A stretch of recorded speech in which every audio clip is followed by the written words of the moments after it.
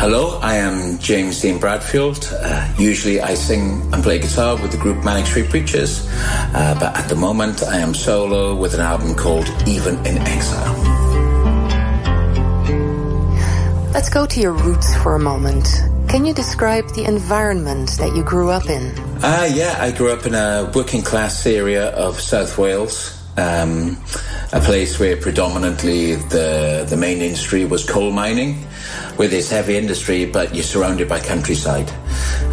So I had the perfect balance of jobs that gave people dignity and gave people meaning to their lives, but also just within touching distance, there was the natural beauty of the countryside and mountains around us. Mm-hmm. So we had an urban and a rural kind of influence in our lives.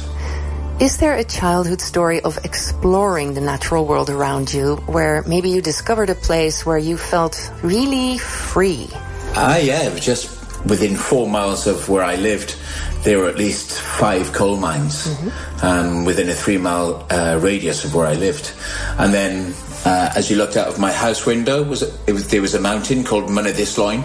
I would go out in the morning, in the summer, just me and my dogs, and I would just go up the mountain and I would find places that I'd never been before. And the mountain is massive, so you'd always find something, a little cave or something, or a little farm that you'd never been on before. Once I found a little collection of animal skulls. So I found a cow skull, I found an oxen skull, I found a sheep skull, and I kind of made a shrine of them, and I'd go back there all the time with my dogs, and I'd hide my snacks there, and I would hide little candles there, and my dogs were involved in the ceremonies, which I can't even remember what they were, on the side of the mountain. And it was a place I used to go back to, which felt like it was secret, but it also felt like it was safe as well.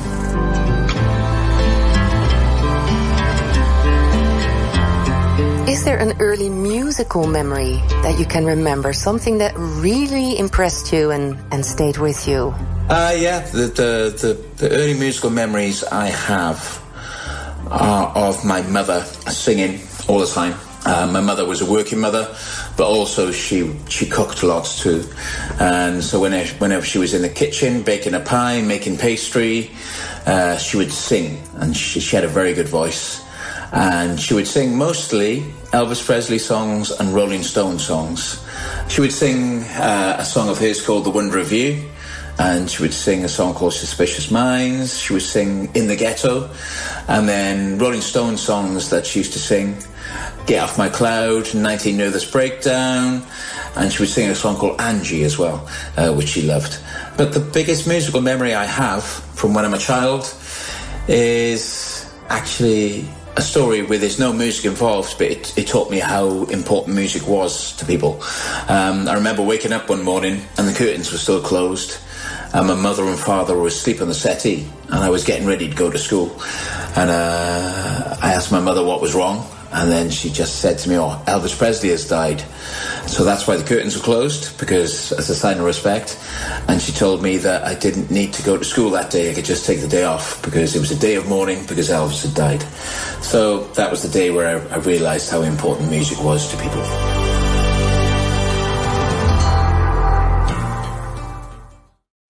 De gast voor de Songline Choice. Okay, your new album is a concept album. It's centered around the life of a very important person from history. Can you tell a little bit about him for those who are not yet familiar with who he is? Victor Jara. Yeah, Victor Jara was somebody that came from a country called Chile, and he was born into what you might call the peasantry class. He was born into a plantation family, so obviously his background and his upbringing were quite hard. But his mother was determined that he would have an education, and somehow he manages to go to university, and he becomes a theatre director, and he starts writing his own songs, and he's very connected to politics by then. He's very connected to working class movements in Chile, trying to get rights for copper and tin miners. And he becomes quite a famous character in Chile. He writes lots of satirical political songs and writes lots of beautiful songs about injustices that occur in Chile. He helps to get the Allende government elected.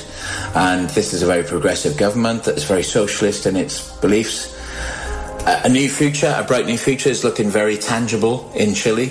But then, of course, South America is very unstable at this point, and the right wing start becoming very suspicious of the Allende government and its socialist leanings. And there's a coup, and subsequently lots of people that support the Allende government and people on the left get arrested and end up being murdered. And Victor Jara was one of those people that was arrested, and he is subsequently murdered by the Pinochet regime.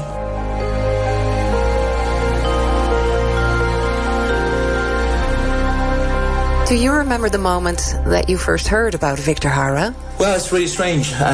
My album is just to show that other people have been singing about Victor Jara for much longer than I have. I first heard the name Victor Jara in a Clash song called Washington Bullets when I was 16 years old, so that's in 1985. And subsequently, people like U2, Calexico, Bruce Springsteen, Working Week, Christy Moore, Holly Near, and I'm just one in a long line of people that have known about Victor's story a lot of my life. And so, you know, the album is admittedly an outsider's point of view of what Victor Jara's life stood for, the people in his life, the way he was inspired by other people, and what happened in his life, and about that period of history. It's very much a Northern European outsider's point of view of all those things. Well, he certainly is still very much alive in the human psyche in Chile. His songs are sung to this very day, as you know, in demonstrations and different movements in Chile.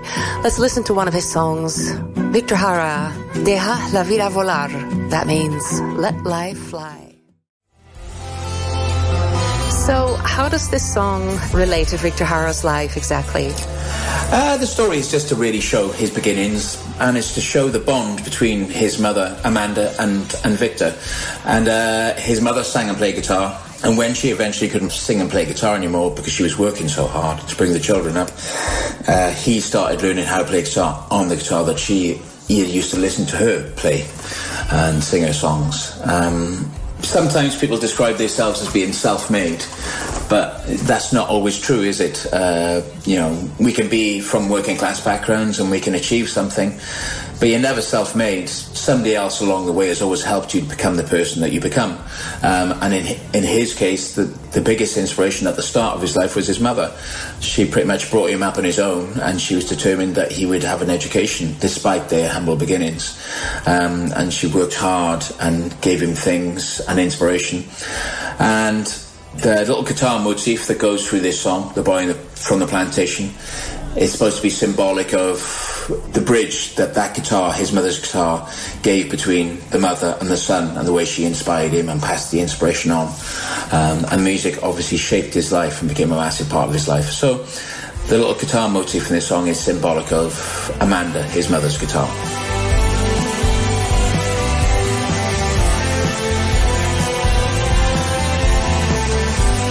Now, the lyrics for this new album were written by a poet, playwright, and filmmaker named Patrick Jones. He is the brother of the Manics bass player Nicky. Can you tell us a little bit about your relationship with him? Yeah, so he's somebody I've known for nearly as long as that I've known Nicky. I first met Nicky when I was 4 years old, in my first day of school. And of course, when you make friends when you're young, you become aware of their brothers and sisters. You know, sooner or later I became aware of Patrick, who was his older brother, and he was one of those old characters that was obviously older, more experienced. You know, he'd been to America to study, and when he came back from America, he came back with all these books from the Beat Generation, you know, Jack Kerouac, Gregory Corso, Lawrence Ferlinghetti, Allen Ginsberg. So he was always one of those cooler older brother figures that that turned you on to new influences and stuff. And he went on in life to be a published poet and a performed playwright. So he's somebody that I've stayed in touch with. When I travel to see my father once a week up in the valleys in Wales, I always stop off and see Patrick too. And when I stop up by his house, I always ask about his new book or his new play. And around about 3 years ago, when I asked that question, what are you doing? He had been writing lots about Victor Jara, just as an emotional exercise, because he wasn't having the best time in his life at that point, and he just wanted to write about something that was pure and good. And when I became aware that he wasn't going to try and release any of this, I seized upon the opportunity to try and put music to this stuff that he was writing, and he let me do that whilst needing to be convinced that there could be songs. And after a while, it was obvious that it could make a great record. So he gave me permission, and we became like the writing partnership for this record. So it felt like some kind of fate, some kind of good serendipity, you know. Well, let's have a listen to one of my faves from the album. It is James Dean Bradfield and The Last Song. James Dean Bradfield and The Last Song. James, let's go to the subject of travel here. You have traveled extensively. Have you ever been to a place anywhere in the world where you came for the first time, yet you felt an immediate connection with the place? Yes, 2 places. Japan, for some reason. I was very, very naive and inexperienced when I first started traveling with a band. I'd never been abroad before I travelled with a band. I'd never been in a plane before I travelled with a band. So the first time I went to Japan, when I was 20, I was 23 the first time I went to Japan. It was probably one of the biggest culture shocks anybody's ever experienced. The flight was obviously 11 hours. And when I landed, everything was different. Obviously, the language, the architecture, the food, kind of the custom, everything was completely different about Japan. There was nothing about the place which was at all familiar to me. But despite everything being completely alien to me, I felt a connection to the place straight away. I felt comfortable. I felt as if I could communicate, even though the language barrier was such a problem. I just felt a connection to the place, despite its otherness. And then this, the first and only time I went to Argentina and Patagonia was I felt very, very connected to that place too. Now, in 2001, the Manics were the first Western rock band to perform in Cuba.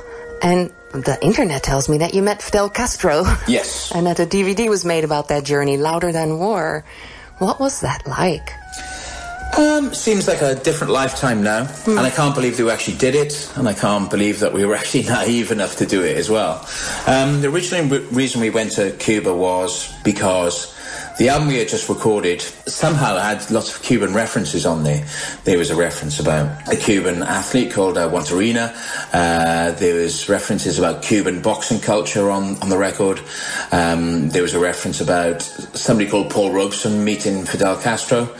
And there was a song called Baby Elian, which was about the tug of love between Cuba and America over the child's sovereignty.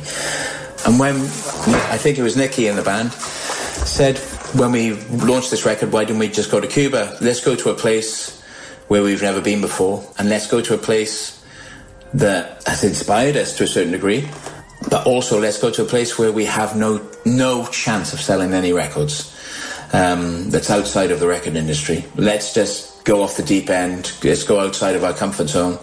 Let's do something for anything other than commercial reasons. Let's just do it as an adventure. As soon as I got there, I realized that it was something which was going to be quite a hard experience for me, because everything was political as soon as we got there, because you were chaperoned by a junior culture manager from the ministry itself all the time. You became aware that, journalists weren't quite as prepared to talk freely as other journalists would do, because they were being watched by government ministers. But then again, you'd go to a Cuban school or Cuban hospital, you'd visit one of these places, and you'd be astounded by the literacy rate, and you'd be astounded by, the state of their National Health Service. It was amazing. And you'd meet Cuban people, and they were so proud of being Cuban. And then on the other hand, you would see the symbol of the gun everywhere, and that would leave you confused, because I think I was always taught that, revolutions are supposed to emancipate a society from the symbol of the gun. So it was a confusing experience, but once we realised, 30 minutes before we played the concert, we were told that Fidel Castro was going to come to the concert, and we were shocked, because we never expected Fidel Castro to come to that gig. And that left me very nervous, because suddenly I was in a photo frame with one of the most famous people on earth, probably the most famous politician apart from the American president. And whilst I found some of what Castro undeniably inspirational, I also found some of what he stood for disagreeable too, the lack of freedoms that certain people had in Cuba, etc. So it was a very conflicted experience. I found it inspiring and slightly disturbing at the same time. And once you're in a picture with a politician like that, you just endorse them. You can talk as much as I'm talking now, but as all that picture says is that I endorse you. So it's when I realised that we were a band that enjoyed politics rather than politicians. We're definitely musicians. Well, let's have a listen to a snippet of that historical live performance from the DVD Louder Than War. You just mentioned the song Baby Alien, based on a true story about a 6-year-old Cuban boy who left in a boat with his mom to seek asylum in the US. The boat didn't make it, and neither did his mom. But he was rescued and brought to Miami, then eventually sent back to Cuba. We zijn Manic Street Preachers, live in Cuba. Now, on the other side of the spectrum, you have written a song for Shirley Bassey.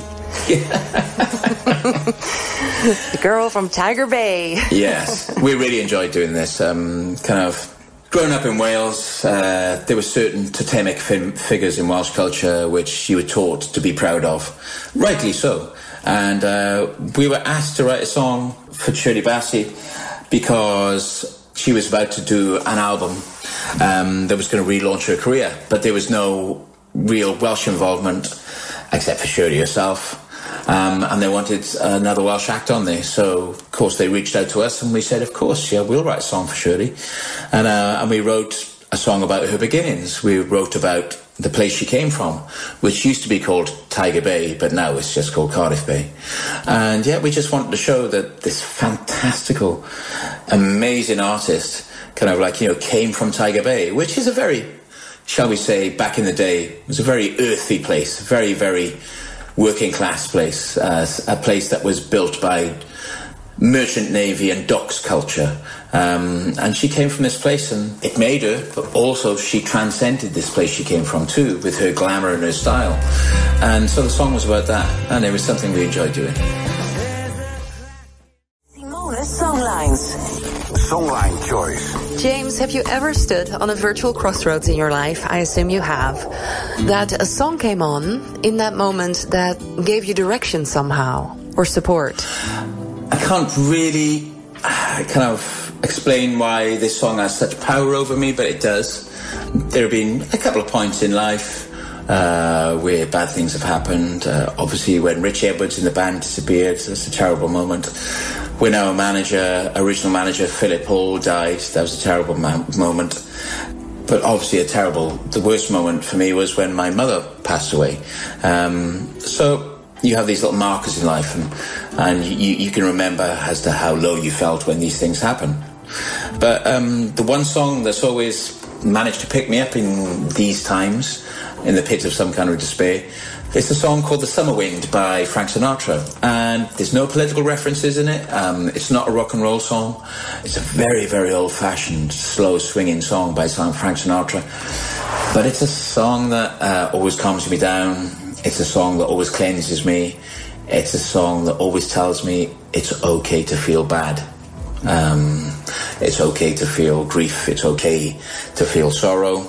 You can't always be on top of the world, and you've just got to let this moment pass, and you've got to let it inform you, and you've got to let this kind of become part of you. And this song is always the echo that just tells me in bad moments to do these things.